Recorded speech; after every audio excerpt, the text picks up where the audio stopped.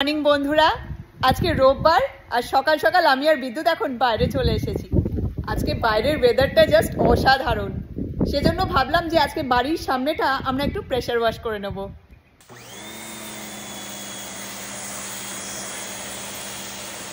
Pressure wash হলো উচ্চ চাপের জলের স্প্রে বা হাই প্রেসার ওয়াটার স্প্রে, যার সাহায্যে বাড়ির ওপর পড়ে থাকা ধুলো, বালি, ময়লা সব পরিষ্কার করা হয়। আমেরিকায় বসন্তকালে বাড়ির প্রেসার ওয়াশ করাটা ভীষণ জরুরি। সাধারণত বছরে একবার কিংবা দুবার ওই স্প্রিংয়ের সময় আর ফলে প্রেসার ওয়াশ করা হয়। আমরা প্রতি বছর বসন্তকালে এই প্রেসার ওয়াশ করি। এখানে তো বাড়িঘরদোর বেশি নোংরা হয় না বা ধুলোবালিও বেশি পড়ে না, তাই বছরে একবার প্রেসার ওয়াশ করলেই হয়।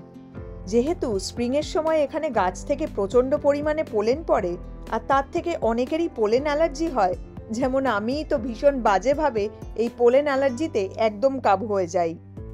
ঘর বাড়ি, বাড়ির বাইরে থাকা সব ফার্নিচার সবেতেই পোলেন পড়ে একদম নোংরা হয়ে যায়। সেজন্যই এই পোলেনটা একটু কমলে পরেই এখানকার মানুষজন প্রেসার ওয়াশ করে সব পরিষ্কার করে। বিদ্যুৎ এখন আমাদের বাড়ির সামনেটা, বাড়ির দরজা জানলা, তারপরে আউটসাইড ফার্নিচার সব প্রেসার ওয়াশ করে পরিষ্কার করছে।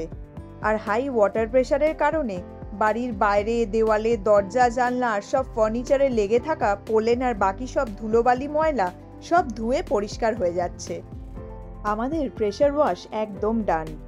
দেখো, প্রেসার ওয়াশ করার পর সব কিছু দেখতে কি পরিষ্কার পরিচ্ছন্ন লাগছে। সেজন্যই আমেরিকায় বসন্তকালে এই প্রেসার ওয়াশ করাটা ভীষণ জরুরি। চলো, টাটা।